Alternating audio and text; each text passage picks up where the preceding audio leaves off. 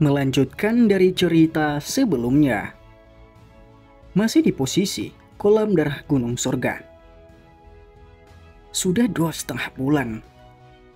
Jinsi mengerutkan alisnya dan melihat ke mulut gunung berapi. Tempat yang sangat dangkal kolam darah Gunung Surga telah diisi. Selain itu, warna darah di dalam cairan menjadi lebih pucat. Sekilas, memang tak jauh berbeda dengan air telaga biasa. Energi di dalamnya juga memucat ke tingkat yang tidak mungkin diserap. Jin Gu di sampingnya juga tertawa saat mendengar ini. Dia segera berkata dengan sedikit keraguan.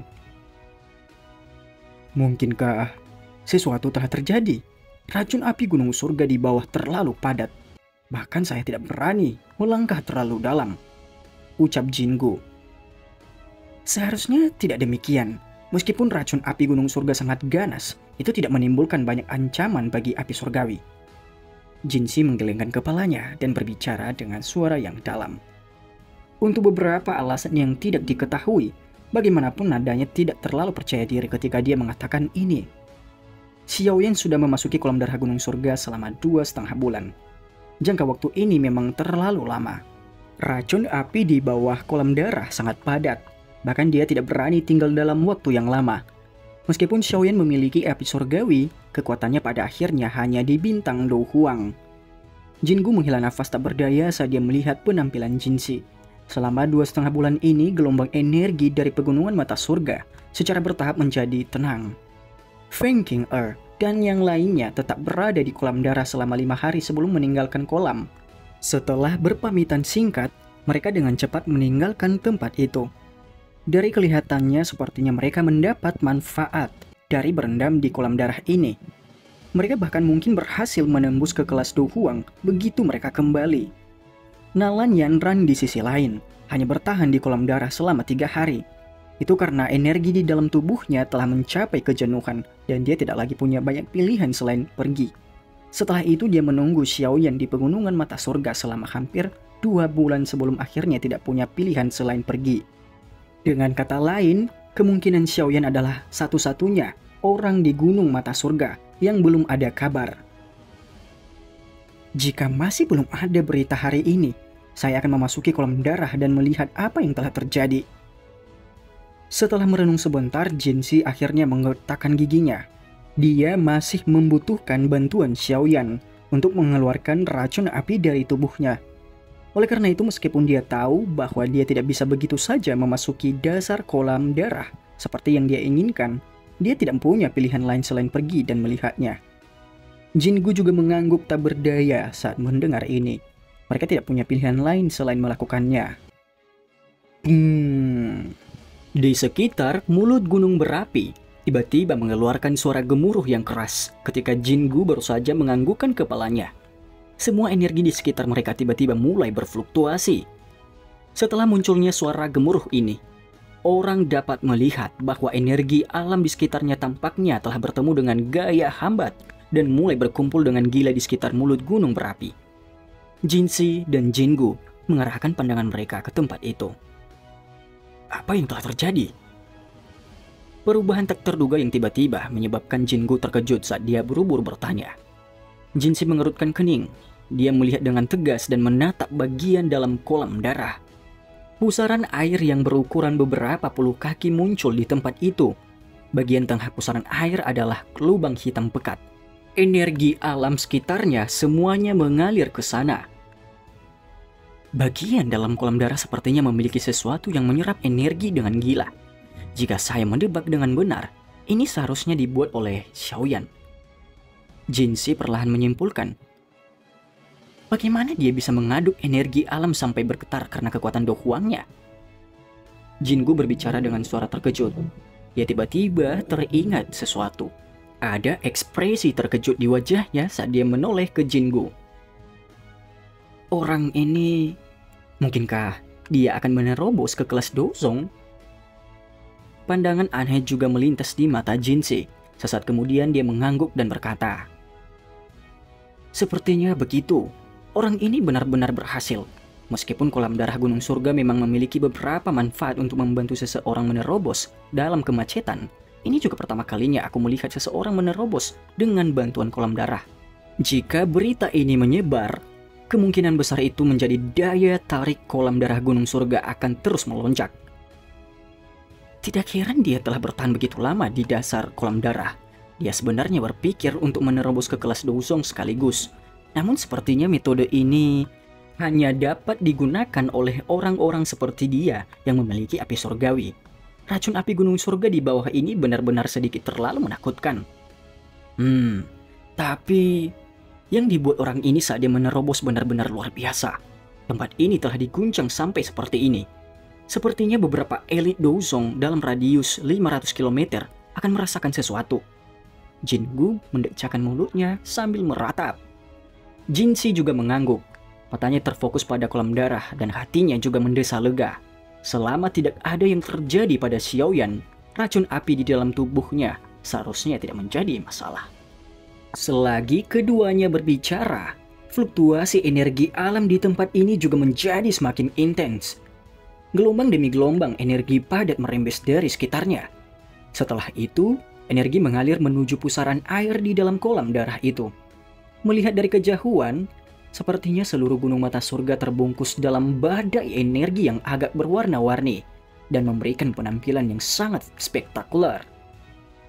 Perubahan tiba-tiba yang tidak terduga secara alami menarik perhatian seluruh suku tikus menelan emas di gunung mata surga. Tatapan tertegun yang tak terhitung melesat ke sumber keributan. Mereka melihat energi seperti zat. Sementara tekanan energi yang samar-samar merembes darinya menyebabkan cukup banyak suku tikus penelan emas yang lebih lemah merasakan jantung mereka bergetar karena ketakutan. Perubahan di sekitar tidak hanya tidak berkurang seiring berjalannya waktu, tetapi malah menjadi lebih parah. Pada akhirnya sepertinya ada pilar berwarna-warni yang tak terhitung jumlahnya jatuh dari langit. Saat peningkatan jumlah energi yang dituangkan ke dalam kolam darah, aura agung mirip dengan naga besar yang bangun perlahan merembes keluar dari dasar kolam darah. Aura itu sangat kuat, bahkan ekspresi Jingu dan Jingu sedikit berubah. Aura ini sepertinya tidak selevel dengan seorang baru saja naik ke kelas Douzong. Jingu bergumam agak ragu. Aura ini sendiri tidak kalah dengan bintang Douzong biasa. Namun seseorang tidak dapat mengesampingkan penjelasan dari aura seseorang yang mencapai puncaknya saat menerobos. Mungkin secara bertahap akan berkurang setelah terobosan selesai, ucap Jinsi. Aura yang meresap dengan cepat menyebar. Dalam waktu singkat itu menutupi seluruh gunung mata surga. Di bawah aura yang begitu kuat, semua orang kecuali individu kuat tertentu seperti Jinsi merasakan ketakutan merembes keluar dari hati mereka. Cukup banyak tikus penelan emas yang belum berevolusi dan menjerit panik. Mengikuti aktivitas besar-besaran di dalam gunung mata surga dan aura yang semakin kuat yang menyebar dari dasar kolam darah, cukup banyak ahli dalam radius 500 km dari gunung mata surga merasakan sesuatu. Dalam sekejap, banyak tatapan dilemparkan ke arah pegunungan mata surga. Aura ini adalah orang lain yang akan menerobos ke kelas Douzong. Dari arah ini sepertinya dari pegunungan mata surga. Apakah itu anggota lain dari suku tikus penelan emas? Orang-orang ini sangat beruntung. Oleh karena itu kekuatan suku tikus menelan emas akan meningkat lagi. Kolam darah gunung surga benar-benar bagus. Sepertinya saya harus meminta para murid di sekte untuk mencoba keberuntungan mereka lain kali, ucap orang-orang. Tidak lama setelah itu, energi bersiul di sekitar langit puncak gunung mata surga. Kecepatan putar pusaran air kolam di kolam darah juga menjadi lebih gila saat ombak memercik ke dinding batu di sekitarnya dan memancarkan poni yang memekakkan telinga. Mungkin itu karena fluktuasi energi alam di sekitarnya, tetapi cukup banyak awan gelap berkumpul di langit di atas puncak gunung. Dalam sekejap, cuaca yang semula cerah tertutup awan gelap. Jinsi dan Jingu tidak peduli tentang perubahan di langit. Tatapan mereka terkunci rapat ke kolam darah.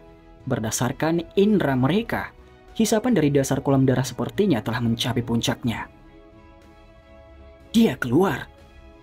Jinsi menatap kecepatan rotasi yang menakutkan dari permukaan air sebelum dia tiba-tiba berbicara dengan suara yang dalam.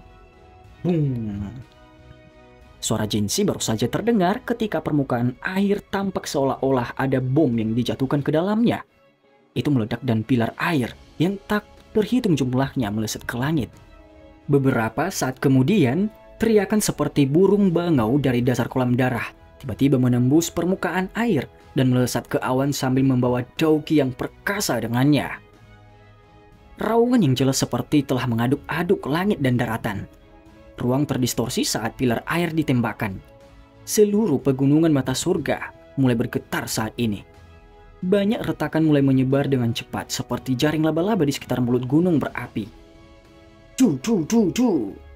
Pergerakan puncak gunung baru saja berhenti ketika pilar air besar yang sepertinya menutupi semua kolam darah melesat dengan keras seperti letusan gunung berapi itu dengan paksa meledakkan pusaran air di permukaan. Tidak lama setelah itu, sosok kurus perlahan muncul di bagian langit di mana hujan telah dipisahkan. Kaki sosok itu menginjak udara kosong sementara tubuhnya berdiri sangat tegak. Aura agung yang menyebar dari tubuhnya tampak seperti pedang yang bisa membelah langit tak berujung di atas kepalanya. Dousong? Banyak suara hormat dan iri terdengar di seluruh pegunungan mata surga ketika semua orang yang hadir merasakan kekuatan besar dari aura ini. Douzong. Titik sebenarnya ketika seseorang bisa dianggap sebagai ahli sejati di benua itu. Hanya dengan berhasil mencapai level ini, seseorang akan mendapatkan prasyarat yang memungkinkan seseorang untuk bertahan hidup di dataran tengah. Saat ini Xiaoyan telah mencapai langkah ini pada usia seperti itu. Pencapaian ini sangat mengesankan. Sosok itu berdiri di udara kosong yang jauh, tidak ada sayap Doki atau sayap tulang yang muncul di punggungnya. Berjalan di udara adalah indikator unik dari seorang elit Douzong. Sejumlah tatapan yang tak terhitung jumlahnya melewati hujan dan melihat sosok yang tak bergerak di langit. Dalam sekejap, seluruh pegunungan mata surga menjadi benar-benar sunyi. Hanya suara tetesan hujan yang jatuh di daun pohon yang dengan jelas bergema di atas gunung. Pada saat ini, mata Xiaoyan tertutup rapat. Aura agung berlama-lama di sekujur tubuhnya. Itu menyebabkan tampak seolah-olah dia telah berubah menjadi patung. Apa yang salah dengannya? Jinku bertanya. Kejutan melintas di matanya saat dia melihat keheningan Xiaoyan. Saat ini Xiaoyan telah berhasil maju. Mengapa dia menjadi seperti ini? Sepertinya dia telah memasuki kondisi yang unik. Jinsi ragu-ragu sejenak sebelum berbicara. Mari kita menunggu, dia harusnya segera pulih. Xiaoyan yang matanya tertutup di langit mengerutkan kening saat keduanya berbicara. Segel api di alisnya yang sudah lama tidak menunjukkan banyak aktivitas saat ini memancarkan cahaya api. Xiaoyan awalnya tidak yakin tentang apa yang terjadi. Satu-satunya hal yang dia rasakan adalah kekuatan spiritual di dalam tubuhnya telah menjadi sangat sensitif saat dia berhasil menerobos ke kelas Douzong. Pada saat yang sama, dia sekali lagi merasakan segel spiritual yang tersisa di dalam segel api di antara alisnya. Segel api ini adalah sesuatu yang ditinggalkan Yao Lao ketika dia ditangkap. Ini juga bukan pertama kalinya situasi seperti ini terjadi. Ketika dia menerobos ke kelas Dou Huang saat itu, Xiaoyan telah mengikuti segel spiritual yang tersisa di segel api dan menjelajahi ruang angkasa itu sendiri untuk menyelidiki aula besar misterius tempat Yao Lao dipenjara. Karena kekuatan spiritualnya lemah saat itu, apa yang bisa dia lihat sangat kabur.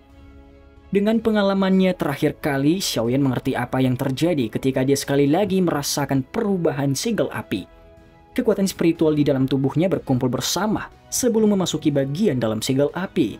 Kilatan muncul di mata Xiaoyan setelah kekuatan spiritualnya memasuki segel api. Terowongan hitam gelap yang aneh muncul. Tanpa ragu-ragu, kekuatan spiritualnya menyerbu ke dalamnya seperti petir. Terowongan hitam pekat itu sepertinya sangat panjang. Namun Xiaoyan tidak merasa cemas karena dia memiliki pengalaman dari terakhir kali. Dia dengan hati-hati mengumpulkan kekuatan spiritualnya. Perjalanan ini berlanjut untuk waktu yang tidak diketahui sebelum semacam tekanan ditransmisikan secara samar-samar dari tepi terowongan. Fluktuasi gelap dan padat juga terasa. Kekuatan spiritualnya baru saja keluar dari terowongan ketika merasakan dingin yang gelap menyapu. Aula gelap besar yang sama memasuki matanya. Aula besar ini sangat besar sehingga menakutkan. itu benar-benar tertutup dalam warna hitam keabu-abuan yang menyebabkan seseorang merasakan tekanan yang ekstrim. Ada cukup banyak pilar batu hitam yang tingginya puluhan kaki di dalam aula besar itu. Banyak simbol aneh di gambar pilar batu itu. Mereka samar-samar memancarkan cahaya, muncul seperti mata yang berkedip-kedip yang tak terhitung jumlahnya, dan memberikan penampilan yang mengerikan dan dingin. Tatapan Xiaoyan dengan cepat melihat ke aula besar itu, yang begitu besar sehingga dia tidak tahu ukurannya. Setelah itu matanya tiba-tiba beralih ke area tertentu. Sejumlah klaster cahaya yang tak terhitung jumlahnya berkedip-kedip di tempat itu. Setelah pengamatan yang cermat, orang dapat melihat bahwa bagian dalam kelompok cahaya itu adalah tubuh spiritual dengan mata tertutup rapat. Meskipun Xiaoyan telah melihatnya terakhir kali, ada terlalu sedikit waktu dan kekuatan spiritualnya masih lemah. Karena itu penglihatan yang dia bawa kembali saat kabur kali ini, bagaimanapun, dia dengan jelas bisa melihat bahwa ada rantai berwarna hitam yang meliuk-liuk melalui kelompok tubuh spiritual. Rantai berwarna hitam itu dililitkan di leher tubuh spiritual itu. Sepertinya ada sesuatu yang secara samar-samar ditarik dari bagian dalam tubuh spiritual melalui rantai. Tatapan Xiaoyan bergerak dengan rantai itu dan melihat bahwa ada beberapa pilar aneh berwarna hitam tua yang menjulang tinggi di ujung rantai. Pilar batu ini sepertinya menyerap sesuatu dari dalam tubuh spiritual. Xiaoyan merasakan keseraman mengalir di sekujur tubuhnya saat dia melihat adegan ini. Hall of Soul sepertinya menggunakan jiwa-jiwa ini sebagai semacam nutrisi. Meskipun Xiaoyan saat ini hanya kekuatan spiritual yang tak terlihat, emosi terkejutnya masih muncul. Kejutan ini berlanjut sesaat sebelum Xiaoyan buru-buru merasakan trans samar yang ada di dalam segel api. Kekuatan spiritualnya dengan hati-hati melayang di sekitar aula besar. Untuk beberapa alasan yang tidak diketahui, dia bahkan tidak bisa melihat satupun penjaga Hall of Soul di dalam aula ini. Yang ada hanyalah keheningan lambung yang seragam dan seperti kematian. Pencarian Xiaoyan tidak terhenti sementara pikiran ini melintas di hatinya. Dia melihat seluruh isi dalam aula yang penuh sesak. Sesaat kemudian kekuatan spiritualnya tiba-tiba bergetar. Sukacita segera bangkit di dalam hatinya. Fluktuasi kecil itu menjadi sedikit lebih jelas. Kecepatan Xiaoyan diam-diam meningkat dengan pikiran yang berkedip-kedip di benaknya. Namun dia tidak berani bergerak terlalu cepat. Dia dengan jelas mengerti bahwa pasti ada sesepuh yang terhormat, Dousun, yang menjaga aula ini. Meskipun kekuatan Xiaoyan saat ini benar-benar berbeda sekarang, dia tidak begitu sombong sehingga dia pikir dia bisa bertarung dengan seorang elit Dousun. Kekuatan spiritual Xiaoyan tiba-tiba berhenti setelah melakukan perjalanan ke depan untuk sementara waktu. Tatapannya terkejut saat dia melihat ke depan. Ada sekelompok cahaya yang tidak menonjol digantung di atas meja batu. Di dalam klaster cahaya adalah seorang lelaki tua yang tubuhnya tampak seperti ilusi. Orang tua ini menutup kedua matanya dengan rapat. Wajah tua itu yang begitu familiar ternyata adalah Yao Lao. Leher Yao Lao juga memiliki rantai berwarna hitam di sekelilingnya. Apalagi rantai berwarna hitam ini sepertinya lebih besar dari yang lain. Ada juga lebih banyak simbol aneh di atasnya. Kekuatan spiritual Xiaoyan bergetar hebat, mengungkapkan kegembiraannya dan perasaan yang tak terlukiskan saat ini. Xiaoyan menatap wajah itu yang terlihat lebih tua. Sudah hampir 3-4 tahun sejak Yao Lao ditangkap. Xiaoyan merasakan sakit seperti hatinya dicengkeram oleh sesuatu serta niat membunuh yang luar biasa ketika dia memikirkan kesulitan yang diderita oleh Yao Lao selama bertahun-tahun ini. Yao Lao harus diberi banyak pujian atas semua prestasinya. Seperti kata pepatah, seorang guru itu seperti seorang ayah. Xiaoyan juga benar-benar memandang Yao Lao sebagai ayahnya. Wajar jika hati Xiaoyan merasakan sakit yang luar biasa saat melihat Yao Lao menderita siksaan seperti itu. Kekuatan spiritual Xiaoyan melayang ke atas meja batu. Karena kehati-hatiannya, Xiaoyan tidak mendaratkan tubuhnya. Sebaliknya tatapannya beralih ke Yao Lao yang matanya tertutup. Dia bisa merasakan kekuatan hidup Yao Lao. Meskipun lemah, untungnya tidak ada yang terlalu serius yang terjadi padanya. Saat Xiaoyan mengamati Yao Lao yang sedang tertidur, Yao Lao sepertinya merasakan sesuatu. Kelopak matanya tergerak. Setelah berjuang sejenak, dia perlahan membuka matanya. Tubuh Yao Lao langsung menegang setelah dia membuka matanya yang agak keruh. Melihat Yao Lao bertingkah seperti ini, Xiaoyan akhirnya tidak tahan lagi. Kekuatan spiritualnya terdistorsi saat dia berubah menjadi sosok ilusi yang berlutut ke arah Yao Lao di udara. Setelah itu dia bersujud ke Yao Lao. Suaranya sedikit parau. "Guru, murid ini tidak berbakti," ucap Xiaoyan. Yao Lao memperhatikan pemuda yang digantung sambil berlutut. "Anak kecil, kamu sudah melakukannya dengan cukup baik. Mampu merekrutmu sebagai muridku adalah hal terbaik yang pernah dilakukan tulang-tulang lamaku ini," jawab Yao Lao. Mata Xiaoyan memerah. Dia berbisik, "Guru, yakinlah bahwa saya akan datang dan menyelamatkan Anda secepat mungkin," ucap Xiaoyan. "Mungkin Anda masih belum memiliki kualifikasi itu," jawab Yao Lao. Kata-kata Xiaoyan baru saja terdengar ketika suara tua yang acuh tak acuh perlahan bergema di aula besar. Tekanan besar tiba-tiba turun mengikuti kemunculan suara tua itu. Namun ekspresi Xiaoyan tidak berubah. Dia berdiri, berbalik, dan melihat ruang berfluktuasi di belakangnya dengan mata gelap. Seorang pria tua berpakaian ungu anehnya muncul di tempat itu. Orang tua dengan pakaian ungu melihat Xiaoyan. Dia segera merajut alisnya.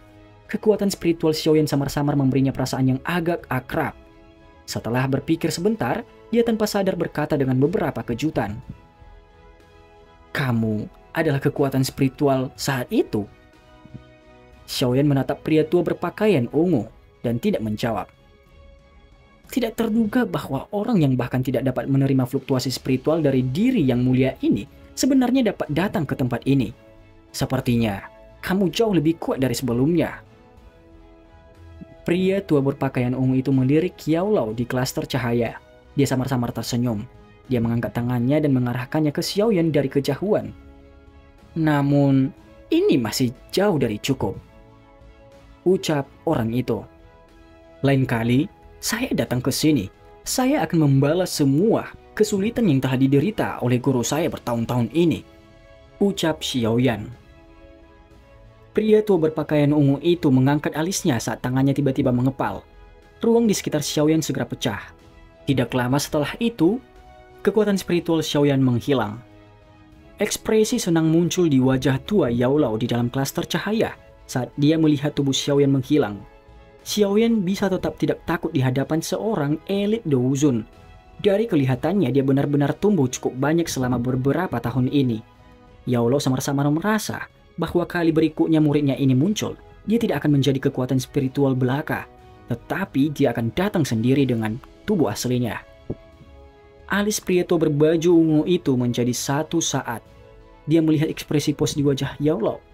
Untuk beberapa alasan yang tidak diketahui, hatinya merasakan sedikit ketidaknyamanan yang muncul selama beberapa tahun yang tidak diketahui. Meskipun tidak terlalu kuat, itu masih menyebabkan dia merasakan hawa dingin yang meresap jauh ke dalam tulang-tulangnya. "Xiaoyan-nya." Sebuah suara mengandung es perlahan terdengar di dalam aula yang sunyi itu. Dan cerita pun bersambung. Terima kasih telah mendengarkan Mimin sampai akhir ya. Dan jangan lupa nantikan cerita selanjutnya.